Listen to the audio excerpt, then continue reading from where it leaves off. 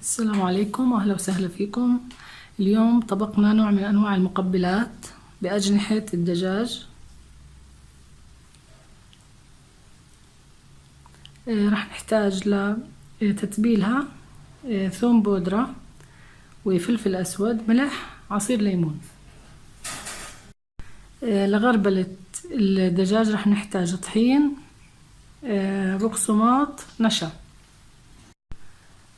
لعند التقديم راح نخلط هاي الصوصات مع بعض اللي هي كاتشب وصلصة ورشستر، والعنصر المهم اللي هو صوص أجنحة الدجاج.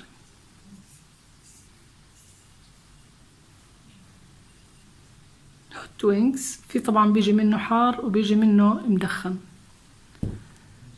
هلأ رح نبدأ في طريقة التحضير.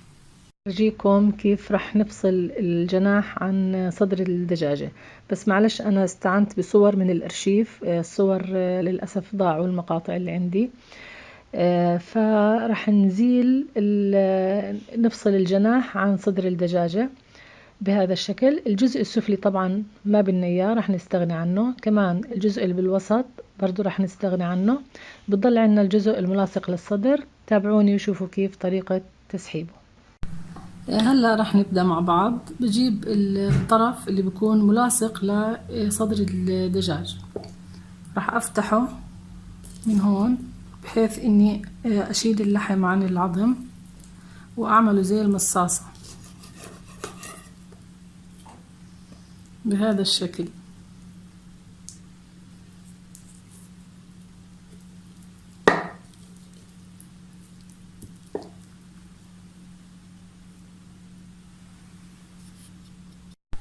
هلا راح اعمل معكم كمان، بس مجرد ان نشيل اللحم عن العظم زي ما حكينا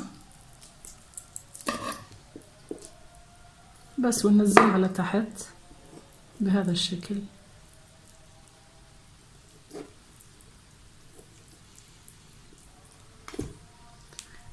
لو طلع معكم شروش او هيك اشي احمر شيلوه.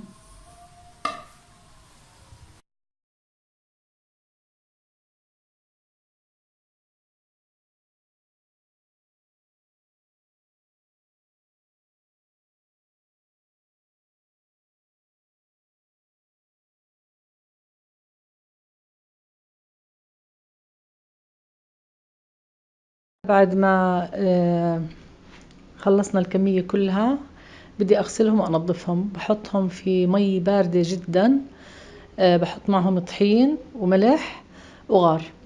بخليهم تقريبا ربع ساعة. بعدين بنشيلهم، بحطهم بالمصفاية وبشطفهم كويس تحت الحنفية. وهلأ خلينا نجهز التتبيلة.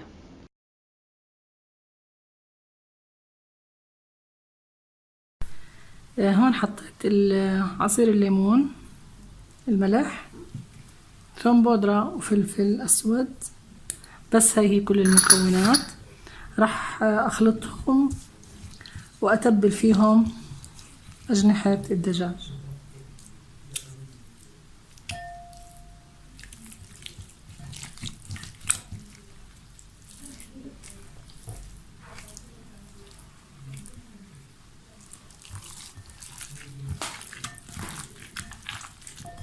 راح أتبلهم كويس وبعدين راح أحطهم بالثلاجة لثلاث أربع ساعات لبين ما يتشربوا الصوص.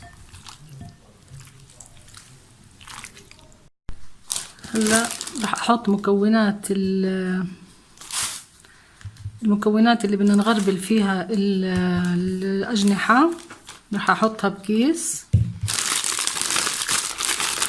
أخلطها.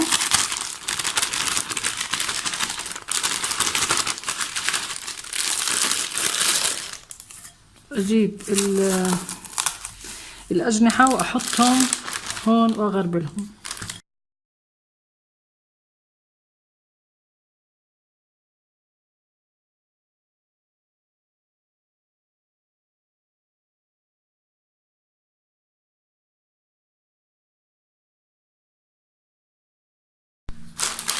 هلا بطلعهم وبحط الدفعة الثانية.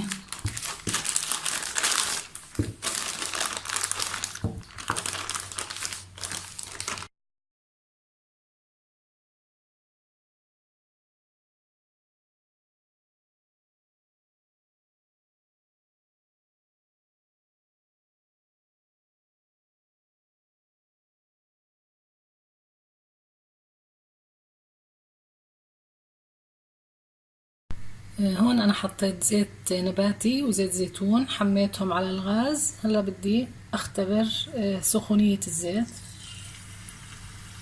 أيوة هيك سخن خلاص. رح أحط ما أكتر في الوجبة، يعني 3-4 حبات بس، ما رح أزود أكتر من هيك. بس يتحمروا رح أشيلهم وأحطهم بمصفى. هلا رح أجهز مكونات الصوص بين ما يستوي الدجاج. رح أحط تقريبا نص كوب من الكاتشب وربع كوب من الصوص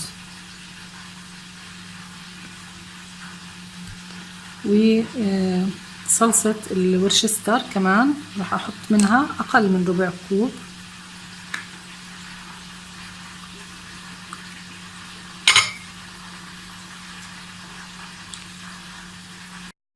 راح أخلطهم وأخليهم على جنب لوقت التقديم. بس يتحمروا يستووا بنشيلهم وبنحط بدالهم، نرفعهم على مصفاي وبنحط بالتدريج لحتى الزيت ما يبرد معانا.